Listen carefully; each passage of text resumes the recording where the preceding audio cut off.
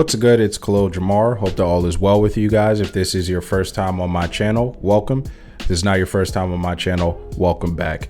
Now today I'm going to be doing another video on Mike Menzter, but today I'm going to be going over whether or not Mike Menzter was right or wrong about HIIT training as his philosophy for bodybuilding, because his philosophy and his belief in HIIT training, it was controversial. And while it was controversial, Mike Menzter did prove it works. I mean, he was an IFBB Mr. America twice, and he was inducted to the Bodybuilding Hall of Fame.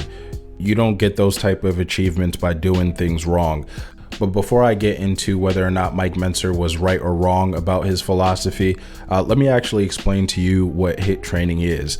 Now, HIIT training, it's high intensity training. That's what HIIT stands for, high intensity training.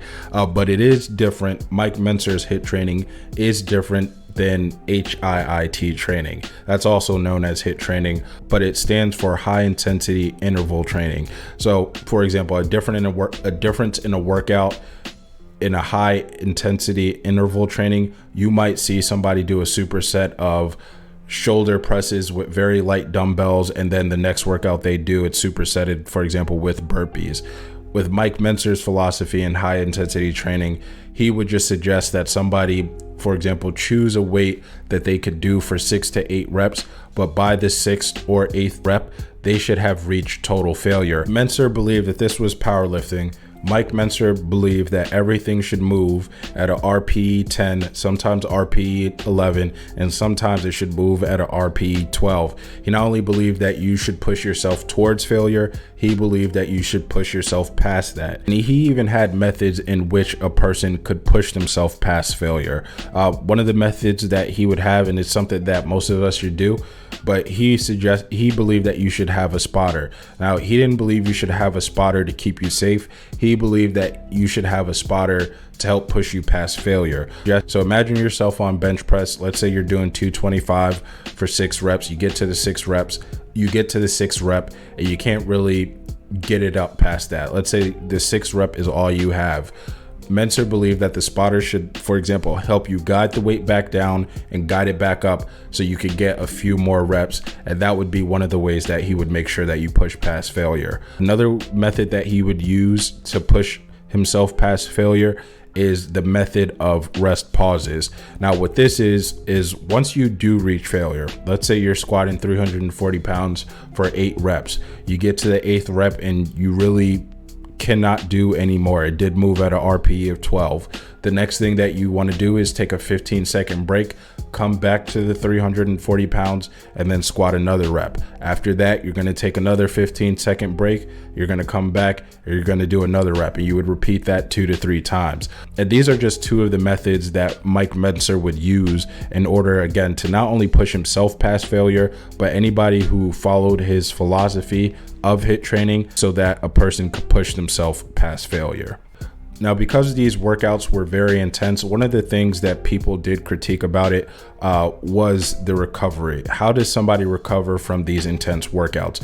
Because even the method of rest pauses sounds like torture. But anyway, while they were intense, the volume of the workouts was low. For example, instead of coming in and doing bench press for 60 total reps that day, you might come in and do 30 reps that day. So the volume is a little bit lower. You're not doing as many reps. I think that the philosophy behind this was that because the reps are a lot harder, there's no need to do as many reps to stimulate muscle growth. I think that Menzter made sure to have balance between the intensity and volume, which is something that you don't want to have. You don't want to have intensity high and volume high all the time. You want to have an equal balance, and it seems like that's something that Mike Menzter did have here so that a person could recover. While Menzter's philosophy, it makes sense and it does seem to work for other bodybuilders such as Dorian Yates, who also does believe in HIIT training, there are people who critique Mike Menzter's philosophy, and there is some evidence that Mike Menzter may have been wrong about his philosophy. One of the pieces of evidence that I did find has to do with single sets versus multiple sets for muscle growth. And in the study, this is what it reads, this is what it says. In the Journal of Strength and Conditioning Research, a meta-analysis was performed to examine the sum of all the literature on single versus multiple sets for muscle growth. Researchers wanted to examine if single sets were as effective as multiple sets for muscle growth.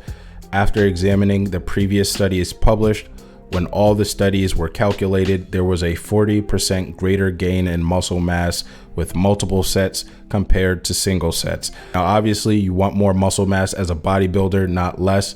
But what I will say about this fact and this evidence, sometimes you have to critique evidence, and sometimes, yes, a fact is a fact, but sometimes you have to question the context around the fact. My only question when it comes to this evidence is what type of people were studied in this meta-analysis and what stage of fitness were they in?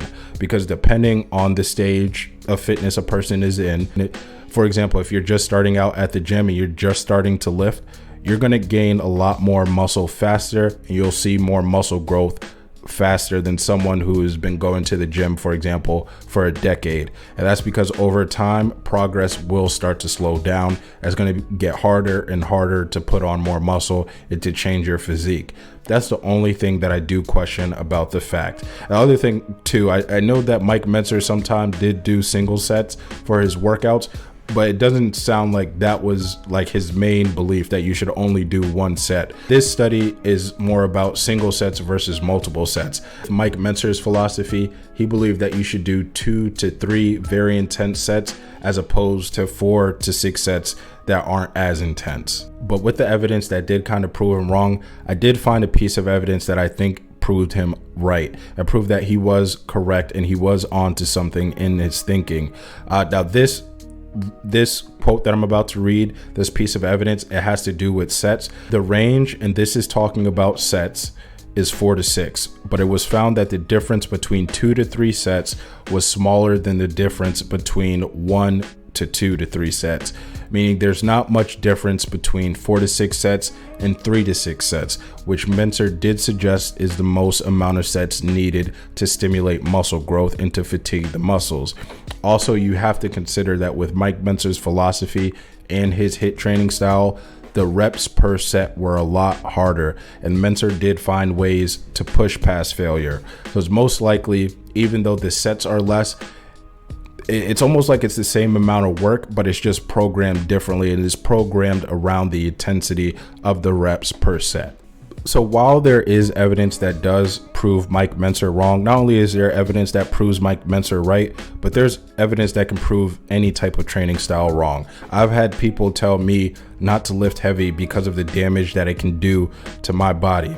And this is based off of stuff that they've read, and they're not wrong. You can do damage to your body if you're not smart about what you're doing and you don't understand really what you're doing, and you don't have a plan when it comes to your training style. I think that's part of the reason why Mike Menzter's philosophy was so notorious and kind of controversial, because he understood something that most people didn't. He did something completely different than other bodybuilders. He trained completely different than they trained, and he still saw success, and he was still correct in his thinking. And while he did work out differently, he still worked out hard. I mean, he had to work out with a spotter because he knew not only was he pushing to failure, but he was going to be pushing past that when he worked out. But my personal opinion with Mike Menzter's HIIT training style and his philosophy, I think that it honestly just depends on the bodybuilder, and I think it depends on what they respond to. I think that only certain bodybuilders are going to respond well to high intensity training. They're going to respond better than others. But you guys let me know what you think about Mike Menzter's philosophy. Was he right? Was he wrong? Let me know in the comment section. But guys, that is the end of the video. Thank you for watching. Make sure that you do like the video and subscribe to the channel. I'll see you guys later.